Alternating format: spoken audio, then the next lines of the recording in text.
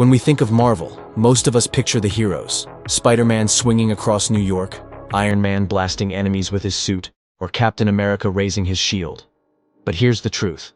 The Marvel Universe would be nothing without its villains.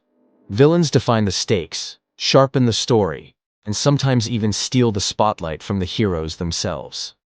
And over the years, Marvel has given us some of the most complex, terrifying, and unforgettable villains in pop culture. Some villains we despise so much that just hearing their name makes our blood boil. Others we secretly, or not so secretly, adore, because they challenge the heroes in ways we can't help but respect. So today, we're diving deep into the Marvel pantheon to uncover the most hated and the most loved villains of all time. From the ruthless masterminds who make fans shiver with anger, to the charismatic anti-heroes who win our sympathy, this is the ultimate showdown. Stay tuned, because by the end, you may find yourself questioning what it really means to be a villain in the Marvel Universe. Before we dive into the list, let's take a moment to understand why villains are so crucial. In storytelling, heroes represent ideals, but villains represent obstacles. Without villains, heroes have no purpose. Marvel has always excelled at creating villains who aren't just evil for the sake of evil. Many of them have tragic backstories, warped philosophies, or even noble goals that just went too far. This is why Marvel villains often feel more relatable than the black and white baddies of other universes. But relatability doesn't always equal likability. Some villains strike a nerve so deep, we can't stand them. Others strike a chord so profound, we almost cheer when they appear on screen. Let's start with the face of hatred itself, Red Skull. Introduced in Captain America comics back in 1941, Johann Schmidt became a symbol of pure evil. As the Nazi arch-enemy of Captain America, Red Skull embodied fascism, cruelty, and hatred. Unlike other villains with sympathetic motivations, Red Skull has virtually none. He thrives on chaos and destruction. Audiences hate him not just because of his actions, but because he represents the darkest chapters of human history. When Hugo Weaving portrayed him in Captain America, the First Avenger, the eerie makeup and chilling performance cemented Red Skull as one of Marvel's most despicable villains. Spider-Man fans know the next name all too well. Norman Osborn, the Green Goblin. He is perhaps the most personally destructive villain in Marvel history. He doesn't just fight Spider-Man. He destroys Peter Parker's life.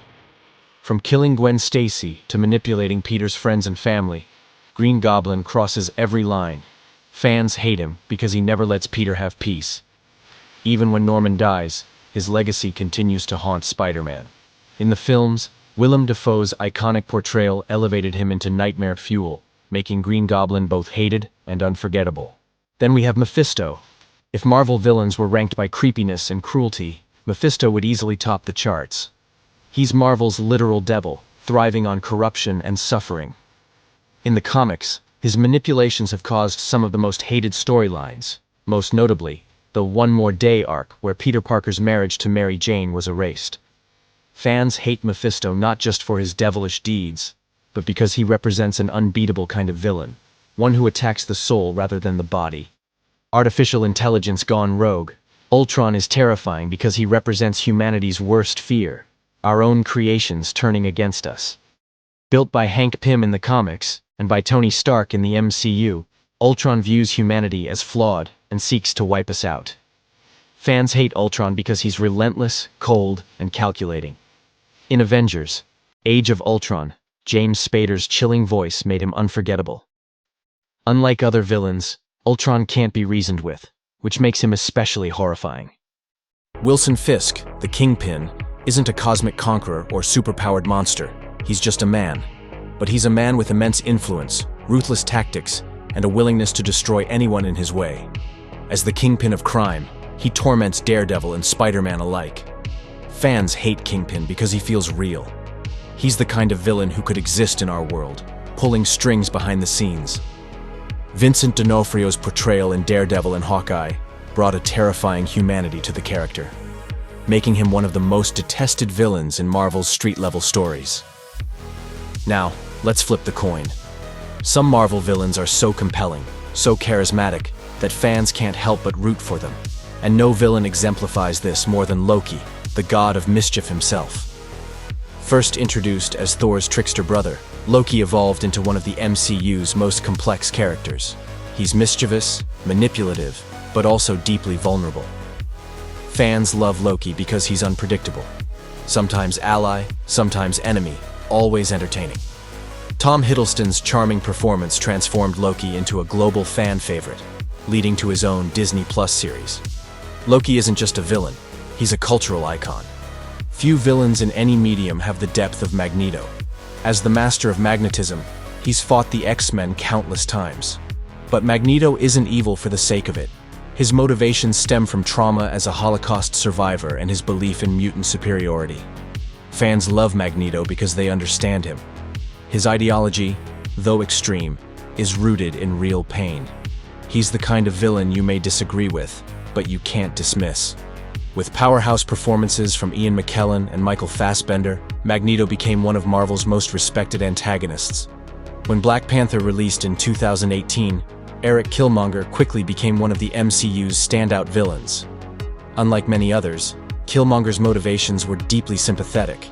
He wanted justice for marginalized people and sought to use Wakanda's resources to achieve it. Fans loved Killmonger because he wasn't entirely wrong. His methods were brutal, but his pain was real. Michael B. Jordan's intense performance made audiences question whether he was truly a villain at all.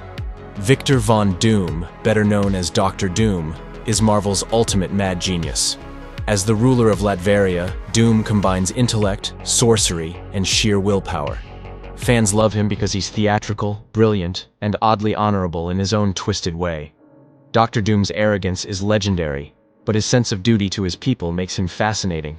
He's not just a villain, he's a ruler who sees himself as the rightful savior of the world. And then, of course, there's the Mad Titan himself, Thanos. In the comics, he's obsessed with death. But in the MCU, his motivation was reimagined, to balance the universe by wiping out half of all life. Fans love Thanos not because they agree with him, but because his conviction was terrifyingly consistent. He truly believed he was saving the universe. Josh Brolin's performance made Thanos one of the most iconic villains of the 21st century. He wasn't just an obstacle, he was a philosopher with a plan. So why do some villains earn our hatred while others capture our admiration? It comes down to relatability, charisma, and narrative impact. Villains like Red Skull or Ultron are irredeemable. They embody evil without shades of gray. Fans hate them because they're supposed to. But characters like Loki, Magneto, or Killmonger tap into something deeper. They remind us of our own flaws, our own ambitions, and our own struggles. Marvel has mastered the art of blurring the line between hero and villain, forcing audiences to question morality itself. And that's why these characters endure. Some villains didn't make the main list, but still deserve recognition. Venom, sometimes villain, sometimes anti-hero, is always popular. Hela, brought to life by Cate Blanchett in Thor. Ragnarok, became unforgettable with her dark charisma. Mystique is a shapeshifter torn between loyalty and independence. Dormammu embodies cosmic dread and forces Doctor Strange into a legendary bargain. And Galactus, the devourer of worlds, symbolizes unstoppable forces of nature. Before we dive into the list, let's take a moment to understand why villains are so crucial. In storytelling, heroes represent ideals, but villains represent obstacles. Without villains, heroes have no purpose.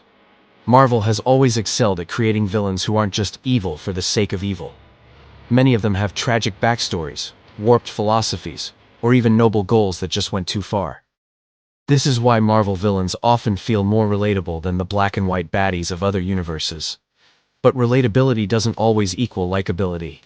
Some villains strike a nerve so deep we can't stand them.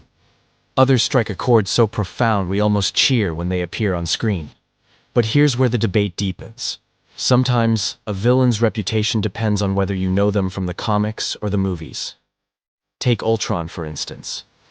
In the MCU, he had a single movie to shine, and while memorable, some fans felt his story ended too quickly. In the comics, however, Ultron is a constant presence, a menace who evolves and adapts, making him more terrifying with each return. The same can be said for Baron Zemo. In the MCU, Daniel Bruhl's charismatic performance in Civil War and Falcon and the Winter Soldier turned Zemo into a fan favorite. But in the comics, Zemo is more straightforwardly despised as a ruthless Hydra leader.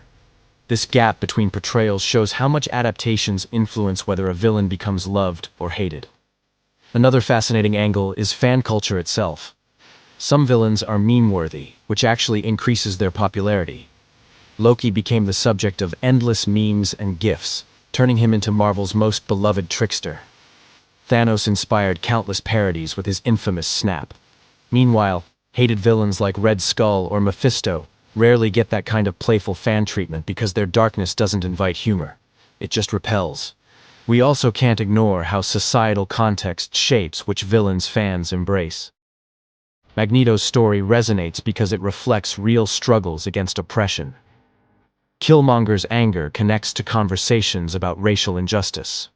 Fans don't just see them as characters. They see echoes of reality, which transforms villains into cultural symbols. Meanwhile, villains who lack depth, like Malekith and Thor, the Dark World, fall into obscurity because they feel hollow. It's not enough to be powerful. You need purpose to leave a lasting mark. Even fan polls often reflect these divisions. In most surveys, Loki, Magneto, and Thanos consistently rank as favorite villains. Meanwhile, Red Skull, Ultron, and Kingpin rank as most despised. Interestingly, some characters straddle both categories. Green Goblin, for instance, is both hated and admired. Fans hate him for the pain he causes, but they admire him as Spider-Man's ultimate adversary. That duality is what makes him unforgettable. The future of Marvel villains looks equally promising. With Doctor Doom rumored to debut soon in the MCU, expectations are sky high. Kang the Conqueror has already arrived, though his storyline's future is uncertain. And with Disney's acquisition of Fox, characters like Galactus, the Fantastic Four's cosmic nemesis, are poised to shake things up. Fans are already debating whether Galactus will be hated like Red Skull, or respected like Thanos. One thing is certain, the cycle of love and hate for villains is far from over. At the end of the day, villains are more than just obstacles for heroes to overcome. They're mirrors, reflecting humanity's darkest desires, deepest fears, and greatest flaws. Some, like Red Skull, exist only to be hated. Others, like Loki or Magneto, capture our hearts because they're so much more than villains. They're stories about what it means to be human. So whether you cheer when your favorite villain walks on screen, or you grit your teeth and pray the hero finally takes them down, remember this: without villains, there are no heroes. Which side are you on? Do you love your villains, or do you hate them? Let us know in the comments below. And don't forget to like, subscribe, and hit that notification bell for more deep dives into the Marvel Universe. Because in the end, the battle between good and evil is what keeps us coming back for more.